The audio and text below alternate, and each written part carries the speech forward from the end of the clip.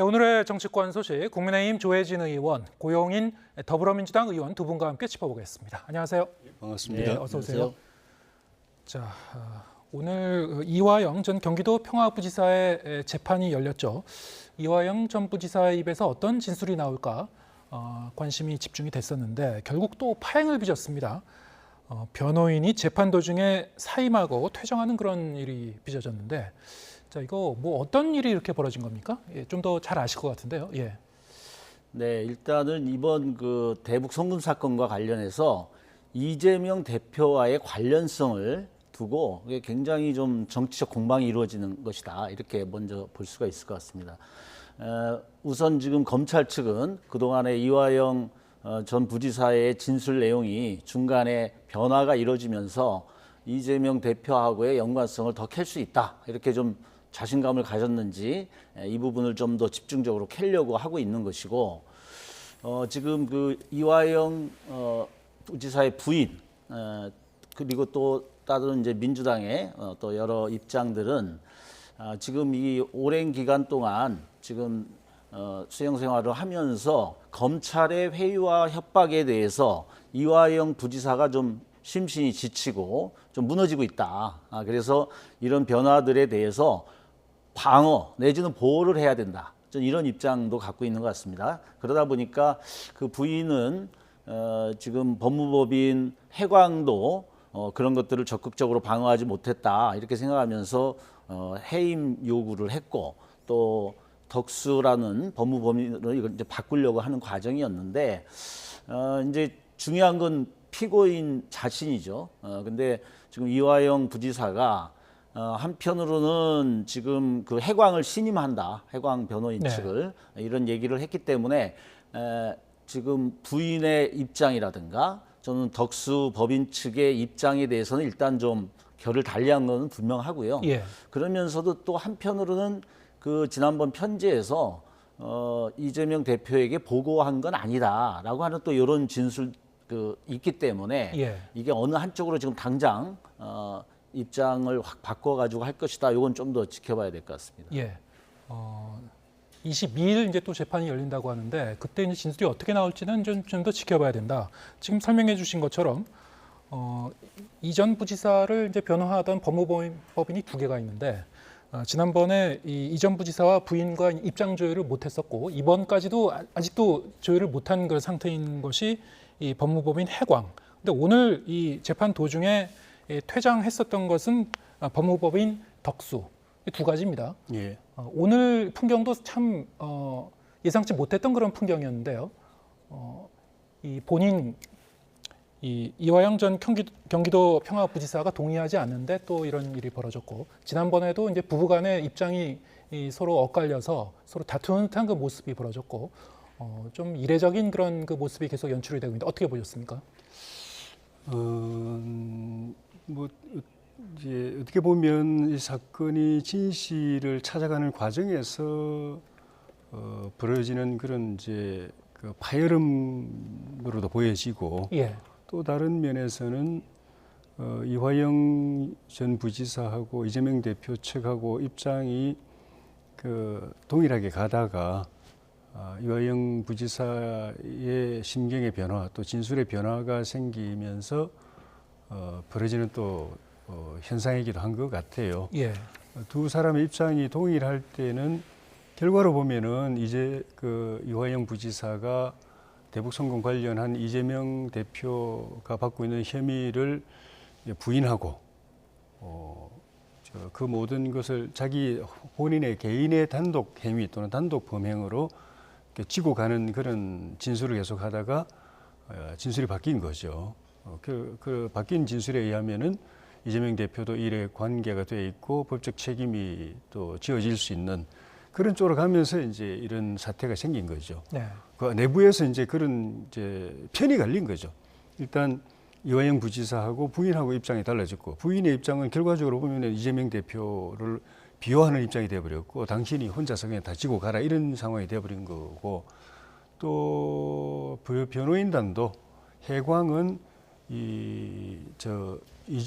이화영 부지사의 입장을 존중해서 계속 그 결과를 보면은 이제 이화영 부지사가 혼자서 다 짊어져서 평생을 감옥에서 속된 말로 감옥에서 썩는 건 막아주려는 최소화해주려는 그런 역할인 거고 덕수 쪽은 이제 이화영 부지사가 다 짊어지고 가도록 이재명 대표와의 그 고리는 차단하는 그 역할을 계속하면서 서로 충돌을 하는데 당사자인 이화영 부지사는 어쨌든 그 자기의 입장을 존중해주고 자기가 혼자서 다 짊어지고 가는 걸 이렇게 들어주려고 도와주는 이 해광측을 이제 신임하고 그쪽으로 계속 가려고 하고 예. 그 반대편에 있는 덕수 쪽은 신임하지 않는 쪽으로 네. 그렇게 가는 과정에서 덕수 쪽에 어떻게 보면 또 보기에 따라서는 재판 지연 예.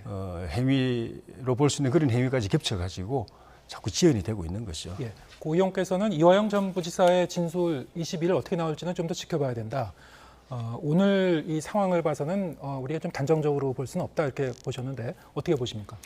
오늘 상황에서는 이화영 부지사가 덕수를 불신임한 거죠. 예. 불신임할 수밖에 없죠. 상황 보면은 당사자인데 본인의 인생이 걸린 문제고 어떻게 보면 결과에 따라서는 평생 감옥에서 보낼 수도 있는 일인데 덕수는 그걸 팽개치고 본인하고 상의도 안 하고 검찰이 제시한 증거에 대한 의견서를 일방적으로 그 당사자인 피고인 이화영 부지사하고 상의도 안 하고 또 재판부에 대한 기피 신청서도 상의도 안 하고 일방적으로 냈단 말입니다. 이 변호인은 대리인이거든요.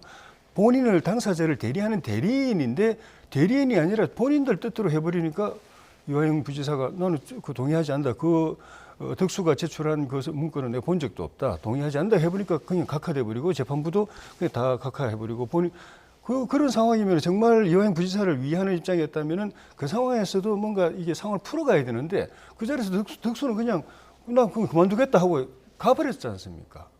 그런 거 보면은 덕수가 뭐 이화영 부지사 입장이 완전히 바뀌어가지고 또 다시 이재명 대표의 혐의를 부인하고 내가 다 짊어지고 가겠다는 식으로 바뀌지 않는 이상은 또 법무부는 덕수가 이화영 부지사를 대리하기는 어렵지 않을까 싶어요. 네. 결국 이제 재판이 이제 2주 후로 이제 수년이 되면서 우리가 이 사건에 이 관심이 집중되고 있는 그 이유는 결국 이재명 대표와의 연결고리가 어떻게 규명될 것인가, 어떻게 결론이 날 것인가 이건데 지금 이렇게 이 재판이 지연이 되면은 대북 송금 관련해서 이재명 대표에 대한 수사도 좀 더 늦어질 수밖에 없는 것 같아요. 어떻게 전망하시는지요? 예, 물론 지금 이화영 부지사의 진술 결과를 가지고 이재명 대표와의 관련성을 캐려고 하는 게 예. 검찰의 입장이다 보니까 그것이 선우가 그렇게 될 수는 있는데 그것이 이제 다른 측면으로 좀 보여지고 있는 거는 이게 직접적인 연관이 있어서는 안 되는 거거든요. 그동안 오랜 기간 동안에 이재명 대표에 대한 조사가 이루어졌고 대장동, 성남FC 이러한 것들을 조사하다가 그거에 대해서 명확한 지금 물증이 나오지 않는 상태에서 지금 이제 백현동하고 대북 송금으로 넘어갔는데 이것도 오래된 조사가 있었거든요. 그러면 그거에 대한 물증을 가지고 그 결과를 가지고 조사를 하면 되는데 유일하게 지금 의존하는 게 이화영 전 부지사의 진술이라는 거죠. 그것은 다른 측면으로 얘기하면 굉장히 그동안 수사가 부실했다라고 하는 것들을 좀 입증한다고 보고 있고요. 그렇기 때문에 이 부분에 대해서는 지금 다른 모든 사건들이 마찬가지지만 검찰이 좀 자체적인 정확한 수사와 객관적인 물증에 의한 수사가 이루어져야 된다. 그래서 이러한 것들이 지금 이화영 진술에 의존하는 것이 아니라 이화영 부지사 자체는 공판 중심주의의 어떤 재판 과정을 통해서 자유롭게 하면 되는 것인데 이것이 또 다른 무슨 검찰이나 다른 여러 가지에 의해서 좀 심적 부담과 이런 압박 이러한 것들을 통해서 정치적 행위가 이루어지지 않고 이것이 이루어지는 것들이 굉장히 중요하다 이런 생각이 들고요. 그다음에 이재명 대표는 어쨌든 두 가지 입장을 명확히 해왔습니다. 하나는 뭐냐면 불체포 특권을 포기하겠다라는 이제 선언을 했고요. 예. 그 동안에 이제 성남시장이나 경기도 지사를 하면서 그동안 나는 공적 임무를 수행하면서 사적 이익을 취한 적이 없다라는 일관된 입장을 취해왔거든요. 그러면 그것이 아니다라는 것들을 보여주면 되는데 여태까지 그것이 명확히 보여준 것이 없다. 그래서 그런 측면에서 보면 지금의 어떤 그 진술에만 의존하는 이런 부실한 수사를 좀 타파해야 되지 않느냐 이렇게 보고 있습니다. 예. 지금 검찰은 백현동 의혹과 관련해서 이 대표에게 이제 수사를 이렇게 좀 속도를 좀 낼 것으로 보이고요. 영장 청구도 좀 예상되고 있습니다. 대북송금과 이제 병합해서 그러면은 영장을 칠 생각인지, 뭐 그거는 검찰 이제 수사 과정을 이제 봐야 되겠습니다만, 민주당도 거기에 대해서 상당히 좀 긴장을 하고 있을 것 같고요. 내부적으로는. 민주당 내부적으로는 어떻습니까? 어떤 지금 뭐 플랜 B까지 좀 생각하고 있는 그런 상황인가요? 아니면 거기까지는 뭐 가능성을 우리가 배제하고 있습니까? 미리 그걸 뭐 예단하고 그렇게 할 필요는 없고요. 예. 진정성 있게 그동안에 그 사건에 대해서 오히려 검찰의 어떤 수사보다는 약간의 그 정치적 의도, 그다음에 정치적 감찰 이런 쪽에 여러 가지 의구심을 가졌던 것도 많기 때문에 담담하게 이 부분들은 좀 응하면 된다. 그러면서 좀 지켜보고 있습니다. 그렇지만 또 이화영 부지사의 진술에 변화 가능성도 우리가 좀 있다라는 것들은 또 부인할 수 없기 때문에 이 결과가 좀 어떻게 될지 좀 긴장하면서 보고 있죠. 예. 결국 이제 돌고 돌아서 다시 이화영 전 부지사의 입에 달렸다. 뭐 이렇게 이제 귀착이 되는데 어떻습니까? 그러면은 그 8월 16일 이전에 이것이 어떤 그 결론으로 치달을 가능성은 굉장히 적어 보이고요. 시간이 필요하니까. 회기 이후에 그러면은 이제 영장이 날라오더라도 그럼 민주당으로서도 어떻게 할 건지 이제 이 기본 입장을 좀 명확하게 정리해야 될 것 같은데 국민의힘에서는 어떻게 보고 계신지요? 검찰 입장에서는 영장 실질 심사를 차질 없이 하는 데는 그 비회기 중일 때가 낫죠. 네. 일단 그 형식적으로나마 그렇게 공언을 한 바가 민주당이 공언을 한 바가 있고 이번에 그 우리 돈봉투 사건 때문에 민주당의 두 의원이 이 영장 실질 심사를 받은 것도 비회기 중이었기 때문에 비회기 중일 때는 그 체포영장이 오면은 일부러 국회를 열어가지고 그걸 방탄하지 않겠다는 게 일단은 지켜졌습니다. 두 사람이 가서 실질 심사를 받았고 그 중에 한 분은 구속이 되고 한 분은 이제 불구속이 됐는데 16일 이전에 영장 청구가 될 경우에는 이재명 대표도 그 이번에 두 의원 선례를 따르자면 본인이 갑자기 또 국회 회기를 잡는다든지 그렇게 방탄 국회를 열지 않고 뭐 법원에 가서 실질 심사를 받을 가능성이 높지만 또 이 대표가 구속이 된다는 상황을 가정하면 그건 또 민주당 입장에서는 또 이 대표 본인 입장에서 볼 때는 중대 사안이기 때문에 네. 뭐 또 그대로 할지는 또 두고 봐야 되겠지만 검찰 입장에서 볼 때는 어쨌든 가능성을 실제로 영장 실질 심사가 성사될 가능성을 높이는 시기가 요 시기인데 근데 검찰 입장에서 다시 한번 생각해 볼 때 그보다 더 중요한 거는 실제로 영장 실질 심사가 이루어졌을 때 구속영장이 발부되느냐 여부가 더 중요하다고 저는 보여지거든요. 그렇게 해서 실질 심사를 했는데 기각돼 버리면 그거 가지고 뭐 그동안에 해온 수사가 다 뭐 면죄부가 주어지거나 그렇지는 않지만은 이 대표에게 면죄부가 주어지거나 하지는 않지만은 적어도 수사 동력은 상당 부분 약화되는 건 사실이고 검찰로서는 굉장히 이 향후 수사나 공소유지 계획에 차질이 빚어지는 것이기 때문에 16일 이전에 할 거냐 아니면 회기 중에라도 할 거냐는 결정을 하는 데 있어서 핵심 관건은 수사 그 정도 네. 또 증거 확보 그렇게 해서 실질 심사를 했을 때 영장을 받아낼 자신이 있느냐 없느냐 그 수준까지 가려면 어느 정도까지 수사를 해야 되느냐 그게 제일 그 고민의 핵심일 것 같아요. 예, 그래서 알겠습니다. 우리가 충분히 네. 얼마든지 영장 청구를 하려면 예. 해라. 그래서 우리가 비회기 예. 기간을 지금 보름이나 만들어 놨잖아요. 예. 그러면 이 기간을 이용해서 하면 되는데 지금 못하고 있는 건 그만큼 수사가 지금 부실하다는 거예요. 그러니까 이화영 부지사 입만 보고 있으니까 이게 지연되면은 또 미뤄질 수가 있는 거고 또 한 가지 우리가 좀 우려할 수 있는 거는 뭐냐면 일부러 또 회기 중에 택할 수도 있다. 검찰이. 왜 그러냐면 과연 불체포 특권을 포기하겠다라는 민주당이나 이재명 대표의 의지가 얼마나 진실된 건가 이런 걸 실험해 보려고도 할 수가 있고요. 또 하나는 그런 과정에서 우리가 약속을 지난번에 선언했는데 이거를 뭐 가결시켜야 되냐 부결시켜야냐에 놓고서 또 우리 내부에서 여러 의견이 나올 수도 있거든요. 그러니까 이제 이런 분열을 노리려고 하는 그런 측면들도 있기 때문에 진실되게 이 부분에 대해서 순수한 검찰의 수사 의지가 있다면 비회기 중에 하는 게 정상이에요. 근데 저는 그럼에도 불구하고 지금 수사보다는 정치적 의도나 목적을 너무나 많이 보여왔기 때문에 회기 중에도 할 가능성이 많다. 좀 이렇게 보고 있습니다. 예, 알겠습니다. 지금 정치권에 이제 민주당 관련 이슈가 많습니다. 또 이 민주당의 이른바 이제 전당대회 돈봉투 관련해서 이제 리스크가 확대되고 있는데 언론을 통해서 이 돈봉투 수수자 19명의 명단이 실명이 공개가 됐습니다. 자, 이렇게 되면 검찰의 이제 주소한 가능성도 좀 높아질 것 같은데요.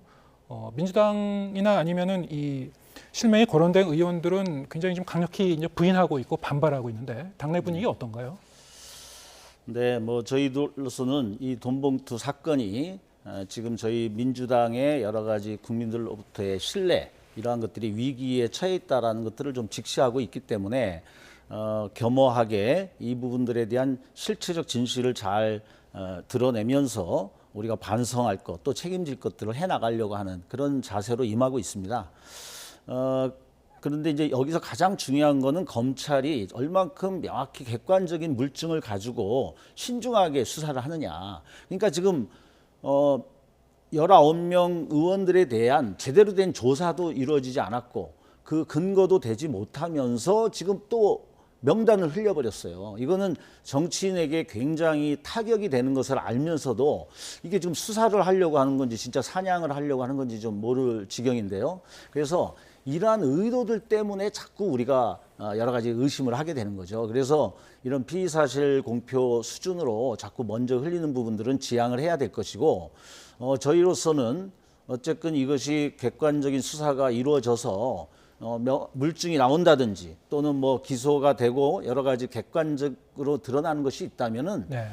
명확하게 거기에 대한 책임 있는 저희들이 조치 이러한 것들을 할 것이라고 보고 있습니다. 지도부도 그동안 약속을 해왔고 책임 있는 조치라는 건 구체적으로 어떤 건가요? 뭐 그거는 여러 가지 봐야 되는데 예. 이제 뭐 단순한 뭐 당직이야 뭐 있을 수도 있고 없을 수도 있으니까 예.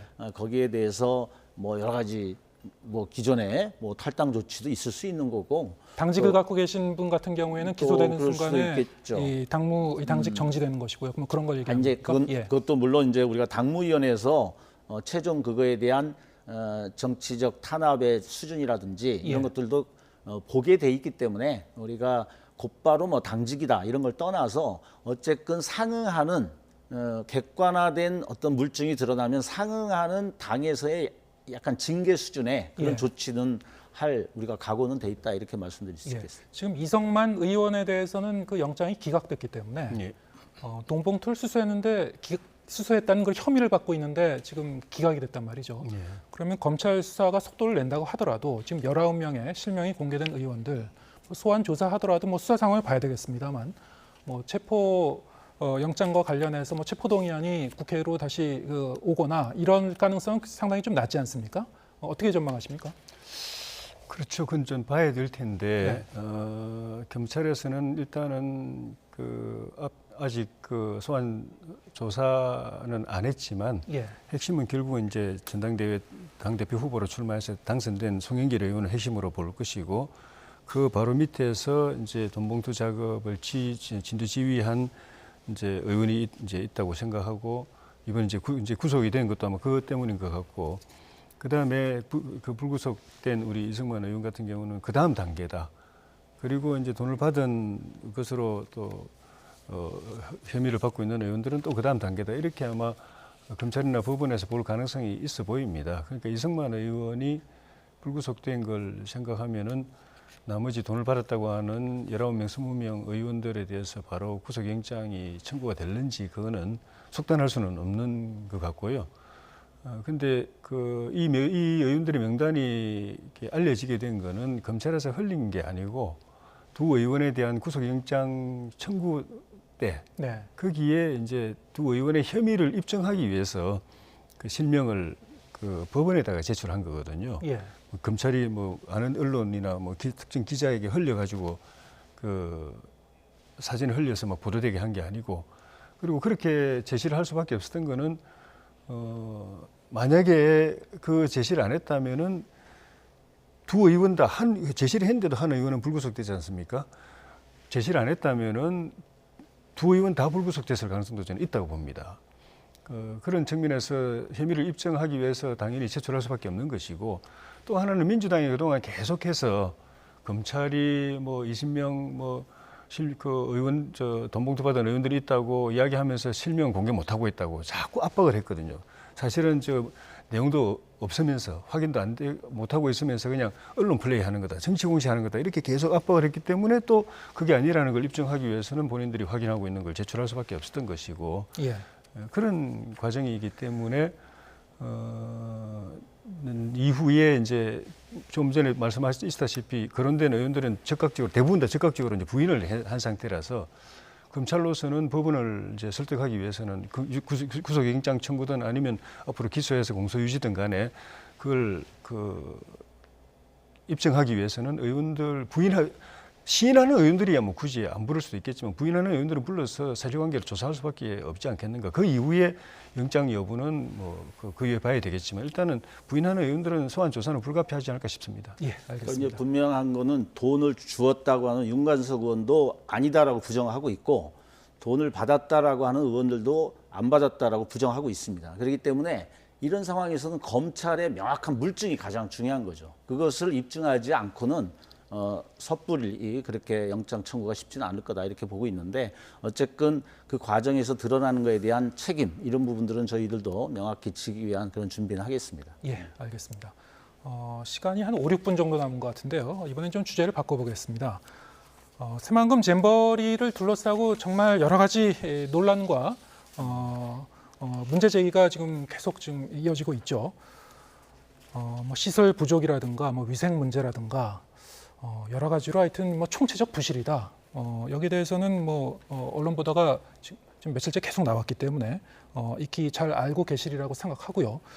자, 그렇다면은 그동안 이 1,000억이 넘는 그런 예산이 투입됐다고 그러는데 도대체 어디 쓴 거냐? 여기에 대한 그 문제 제기가 또 있었고, 이 부분은 잼버리가 끝난 다음에도 여러 가지 정치적, 행정적 책임을 놓고 후폭풍이 좀 불가피할 것 같습니다. 이런 일이 재발하지 않도록 하기 위해서라도 이후에 우리가 좀 면밀히 따져봐야 될 것 같은데, 뭐가 문제라고 보십니까? 이 일이 벌어지고 난 이후에 여러 군데에서 이제 제기되고 있는 의문점, 의혹들은, 첫째는 그 개최지 선정부터가 예. 또 문제 제기가 있거든요. 갯벌 매립지 또 저지대인 이곳은 잼버리 행사에 적합하지 않았다고 주장하면서 하는 이제 의견들이 있는데, 그게 근거가 있는 의견이라면은 그럼 왜 거기가 선정이 됐는가 하는 과정부터 사실은 이제 살펴볼 필요도 있는 것이고, 그 다음에는 그 4년 전 북미 잼버리에 우리 그 조직위에서 파견이 돼가지고 스타디 그룹이 가가지고 우리 새만금 잼버리를 성공시키기 위해서 필요한 여러 가지 이 점검 사항들, 체크리스트를 현장 가서 다 뽑아왔거든요. 한 100여 가지를 뽑아왔는데, 거기 보면은 지금 우리가 보고 있는 문제점들이 다 망라되어 있어요. 그런데 저기 북미 잼버리 현장에 가서 거의 풀로 그 대회 기간 동안에 거기 있으면서 다 보고 가져온 보고서, 4년 전에 가져온 보고서가 왜 휴지 조각이 돼버렸는가 하는 이 과정도 좀 확인해 볼 필요가 있고, 좀 전에 말씀하신 그 예산들, 많은 예산들, 지자체 예산, 중앙정부 예산, 뭐 이런 예산들이 1,000억이 넘었고, 어떤 계산에 의하면은 뭐 2,000억 이렇게 많은 사람들도 있는데, 그 예산들이 어떻게 쓰였는지, 어떻게 해서 필요한 시설들이 제대로 확보가 안 됐는지, 그 가운데는 좀 전에 말씀하신 그런 외유성, 명백하게 보도만 봐도 외유성이라고 보여지는 그런 그 해외 일정들도 많이 있기 때문에, 예. 그런 포함해서 다 검증하고 또 문제를 확인하고 또 책임이 있으면 책임을 지우고 해야, 요 다음에 지금 당장 2년 뒤에 아태 잼버리도 지금 우리 유치해 놓은 상태고, 새만금이 그것도 하겠다고 지금 하고 있는 상황이기 때문에 또 그 더 중요한 거는 부산 또 엑스포도 우리가 또 도전하고 있기 때문에 그런 것들에 도움이 되려면은 일단 마무리를 잘하고 두 번째는 이 과정 지금 쭉 말씀하셨던 그런 걸 잘 감찰하고 점검해서 규명하는 그 작업이 꼭 필요할 것 같습니다. 네. 일단 마무리를 잘 해야 되겠고요. 예. 지금 말씀하신 대로 우리가 짚어봐야 될 게 뭐 한두 가지가 아닌데 예산만 하더라도 이게 조직이 운영에 대다수의 돈을 쓴 게 아니냐. 지금 뭐 위생 문제라든가 아니면 폭우 대비 시설물이라든가 이런 그 시설물 설치에 대한 그 예산, 야영장을 만드는 데 대한 데는 굉장히 일부만, 극히 일부만 투입이 됐다. 이것도 이제 좀 따져봐야 될 것 같아요. 어떻게 보십니까? 네, 일단은 지금 대회가 제대로 운영이 됐느냐, 준비가 잘 됐느냐 이 부분이 가장 중요하기 때문에 지금 그 준비 과정에서 지금 여러 가지 아우성 치고 있는 이런 전반적인 부분에 대한 예산 투여가 사실은 조직위에서 운영비로 너무 치중돼 있지 않았느냐 또는 해외 이걸 견학을 한다고 하면서 좀 외유성으로 치우쳐가지고 많은 낭비가 있지 않았냐 이런 비판이 있는 건 알고 있습니다. 그래서 그 부분은 이후의 과정에서 철저히 우리가 이제 파헤쳐야 되는데 이제 가장 중요한 거는 이런 모든 지금 재난이라든가 이것도 하나의 뭐 어떻게 보면 재난이죠. 근데 이러한 것에 대해서 뭔가 좀 스스로 책임지는 자세 그리고 이것이 재발되지 않도록 해야 되고 당장 문제를 해결하는 쪽에 초점을 맞춰야 되는데 지금 계속 되풀이되는 게 남 탓이에요. 남 탓 그리고 전 정부 탓. 그래서 이거는 뭐 최근에 우리가 익숙해져 있습니다. 저번에 아파트 그 부실 시공, 그 철근 누락 이런 사건에 대해서도 전 정부 탓을 했고 또 하다못해 그 수능 뭐 킬러 문항 이 사건 때도 그 학원 그 사교육 문제 얘기하면서 민주당이나 뭐 좌파 운동권까지 거론할 정도니까. 그런데 사실 국민들이 5년 동안에 그 대통령을 뽑아가지고 위임하는 것은 그 5년 동안의 기간에 굉장히 책임감을 갖고 이 문제를 해결해 달라고 하는 거거든요. 그렇기 때문에 이 부분에 대해서 그 정확한 그 책임 있는 자세로 돼야 되는데 실제 이 5명의 운영 조직위원장이 있는데 그 중에서 이제 가장 주무장관이 김현숙 여가부 장관인데 10개월 전에 준비가 다 돼 있느냐 그랬을 때도 모든 게 완벽하게 돼 있다고 얘기했습니다. 그런데 사실상 된 게 하나도 없었죠. 그러면 도대체 뭐냐 여가부 장관 뽑아서 이걸 하라고 그랬는데 결국은 여가부 폐지에나 관심을 가져가지고 이런 결과가 나지 않았느냐 이런 의구심도 가질 수밖에 없고요.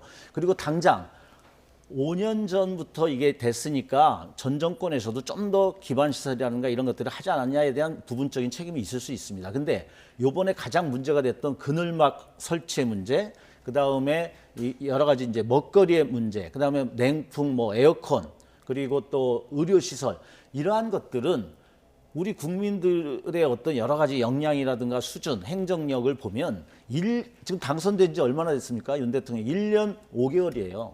취임한 지도 1년 3개월이고 1년 3개월에 지금 거론된 이런 내용을 못할 리가 없습니다. 근데 막상 지난번에 그 전북도의회하고 전북도청에서 긴급 SOS 요청을 했습니다. 여러 가지 지금 그 폭염과 이런 거에 대한 대비를 위해서 93억이 필요하다 그랬는데 정작 지원해 준 게 20억이었거든요.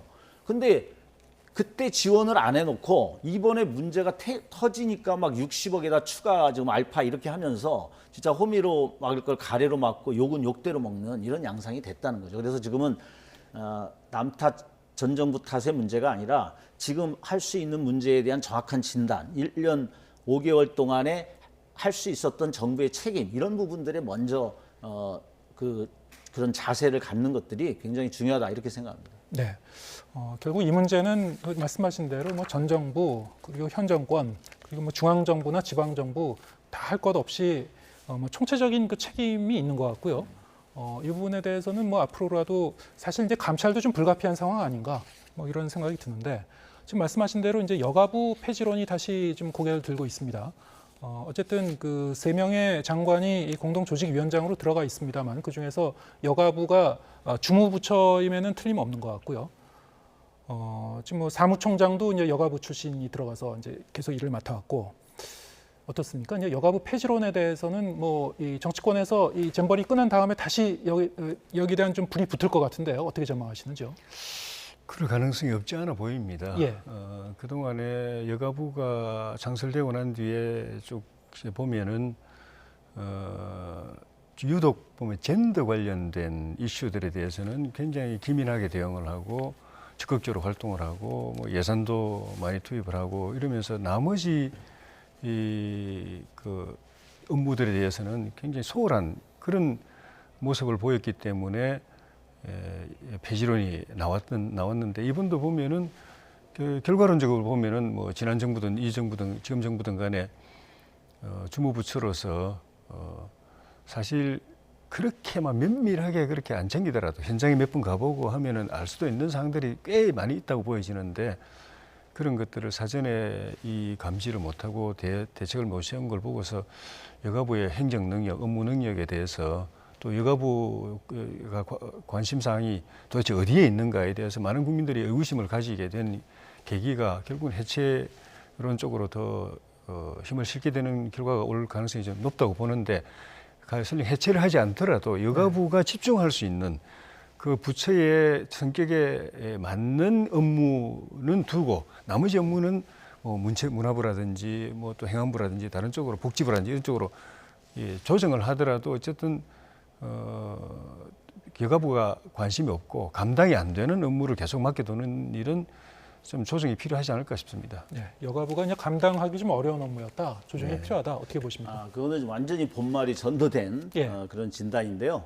아까 말씀드린 대로 지금 김현숙 여가부 장관이 할 일을 안 하고 엉뚱한 본인의 존재를 부정하는, 즉 여가부 장관이 돼가지고 여가부를 없애려고 하는 그런 윤석열 대통령의 철학이나 윤 정부의 철학을 대변하려고 임시로 맞는 식으로 역할을 했던 거거든요. 그러니까 그런 것 자체가 굉장히 황당한 일이 벌어졌던 것이고, 그러다 보니까 이번 잼버리에 가장 큰 책임이 있는 여가부 장관으로서 역할을 못했다라는 지금 김현숙 장관의 역량, 능력, 그리고 엉뚱한 데에 대한 관심, 이것을 지금 문제를 제기하는 거고요. 여가부 자체 이것으로 인해서 그 본인에 대한 우리가 여러 가지 질책을 할 수는 있지만 여가부 자체의 폐지로 가는 것은 언어도단이다 이렇게 생각하고요. 여가부는 뭡니까? 우리가 저출생 문제를 해결하기 위해서는 여성들이 일자리도 창출해야 되고 또 여성이 자기의 일들을 해나갈 수 있는 육아 환경들을 잘 조성하고 그리고 청소년들이 자라날 수 있는 성장의 어떤 사회적 토대를 만들기 위해서 우리가 제대로 역할을 해야 우리 사회가 선진국에 걸맞는 그 사회적 안전망도 구성이 되고 또 저출생 문제도 해결될 수 있기 때문에 사실은 우리가 가장 심혈을 기울여야 되는 부서입니다. 그래서 그거의 내용을 좀 더 충실하게 하는 게 지금의 과제지 그 자체를 없애는 것 자체가 철학이 잘못됐고 특히 잼버리 사건으로 인해서 없애자? 그건 더더욱 말이 안 되는 거죠. 장관에 대한 역할과 책임을 정확하게 묻는 거가 핵심입니다. 본질이고. 예, 알겠습니다. 잼버리 행사의 부실 운영이 몰고 온 여러 가지 파장, 정치적, 행정적 책임을 묻는 것은 불가피해 보이는데요. 앞으로 어디까지 파장이 일지 지켜보도록 하겠습니다. 국민의힘 조혜진 의원, 고영인 더불어민주당 의원 두 분과 함께했습니다. 고맙습니다. 고맙습니다.